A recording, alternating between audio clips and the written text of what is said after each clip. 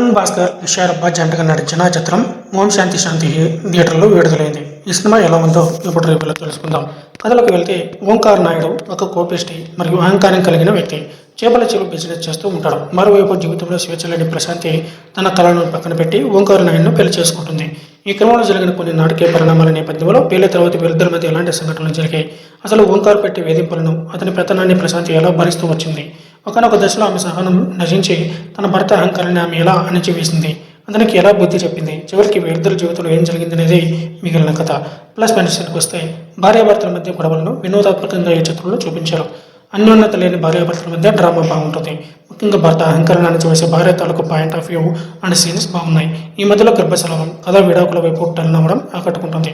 వీటితో పాటు గోదావరి నేటి పెడుతూ సాగే ఫ్యామిలీ డ్రామా, కొన్ని ఎమోషనల్ సీన్స్, ప్రధానంగా గోదావరి యాస భాష ఈ సినిమాకు అదనపు ఆకర్షణ. సినిమాలో భావోద్వేగాలతో పాటు కామెడీ సన్నివేశాలు కూడా బాగుంటాయి. తరుణ్ భాస్కర్ ఈ సినిమాతో తన నటితో కూడా ఆకట్టుకున్నాడు. తన శైలి కామెడీ టైమింగ్తో పాటు సగటు భర్త తాలూకు ఎలిమెంట్స్ను కూడా బాగా ప్లగించాడు. ముఖ్యంగా తన పాత్ర పరిస్థితులకు తగ్గట్టు వేరియేషన్స్ చూపిస్తూ తరుణ్ భాస్కర్ నడిచిన విధానం ఆకట్టుకుంటుంది. హీరోయిన్గా ఈశారబ్బ నటనతో అలరించింది. ఇక మిగిలిన నటుల పెర్ఫార్మెన్స్ కూడా చాలా బాగుంటుంది. మరో ప్రధాన పాత్రలో నటించిన బ్రహ్మాజీ తన పాత్రలో ఒదిగిపోయారు. సీరియస్ సిచ్యువేషన్స్లో కూడా తన టైమింగ్తో ఆయన తన పాత్రలో చాలా బాగా పఠించారు. మరో కీలక పాత్రలో కనిపించిన బ్రహ్మానందం నటన కూడా బాగుంటుంది. ఇతర కీలక పాత్రలో నటించిన సురభి, ప్రభావతి, రోహిణి, నూనె మరియు మిగిలిన నటులు కూడా తమ పాత్రలకు న్యాయం చేశారు. మైనస్ పాయింట్స్కి వస్తే తరుణ్ భాస్కర్ పాత్రను, ఆ పాత్ర తాలూకు సీన్స్ను బాగా డిజైన్ చేసుకున్న దర్శకుడు అంతే స్థాయిలో కథనాన్ని, ఆ కథనం గమనాన్ని జనరంజకంగా క్రియేట్ చేయలేకపోయాడు.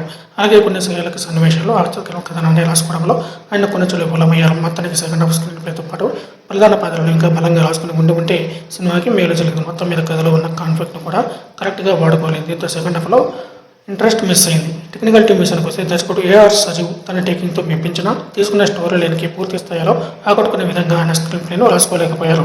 సినిమాలో బ్యాక్గ్రౌండ్ స్కోర్ బాగుంటుంది. సంగీత దర్శకుడు జేక్రిస్ అందించిన పాటలు పర్వాలేదు. సినిమాటోగ్రఫీ కూడా బాగుంటుంది. సినిమాలో చాలా సన్నివేశాలు చాలా బ్యూటిఫుల్గా చిత్రీకరించారు. ఇక ఎడిటింగ్ విషయానికి వస్తే అక్కడక్కడ ఉన్న కొన్ని సహజ సీన్స్ను ఎడిటర్ తగ్గించాల్సింది. నిర్మాతలు సృజన్ ఎలపోలు, ఆదిత్య పెట్టి అక్కడ కాంప్రమైజ్ కాకుండా ఈ చిత్రాన్ని నిర్మించారు.